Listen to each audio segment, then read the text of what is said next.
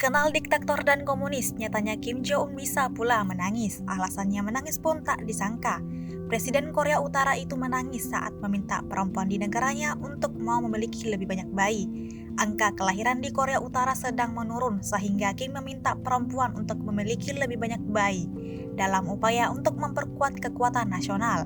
Berdasarkan data Perserikatan Bangsa-Bangsa, rata-rata jumlah anak yang dilahirkan di Korea Utara oleh seorang ibu mencapai 1,8 pada tahun 2023. Dalam sebuah video, pemimpin tertinggi Korea Utara tersebut menyeka matanya dengan sapu tangan putih saat menyampaikan permohonan tersebut dalam sebuah acara untuk para ibu Pyongyang. Ia menitikkan air mata saat berbicara di pertemuan Ibu Nasional saat ia mendesak perempuan untuk meningkatkan angka kelahiran di negaranya.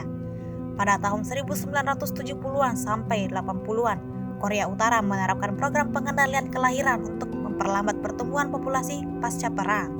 Namun populasinya mulai menurun di wilayah tersebut setelah terjadi bencana kelaparan pada pertengahan tahun 1990-an yang diperkirakan telah menewaskan ratusan ribu orang. 국가의 고민과 걱정을 먼저 생각하는 깨끗한 양심이고 혁명의 미래를 떠매고 나갈 새 세대들의 대오를 튼튼히 꾸리는데 이바지하려는 숭고한 국민적 자각이라고 하면서 보고자는 이렇듯 고결한 인생관을 지닌 여성들의 대오가 나날이 늘어나고 있는 데 대하여 긍지 높이 언급했습니다.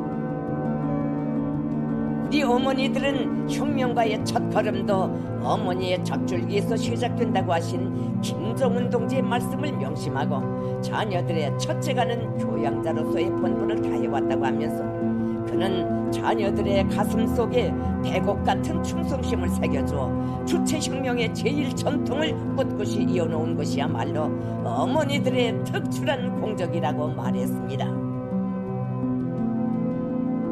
또한 자녀들을 국가 수호와 사회주의 건설의 중요 초소들에서 피와 땀을 아낌없이 바치는 열렬한 애국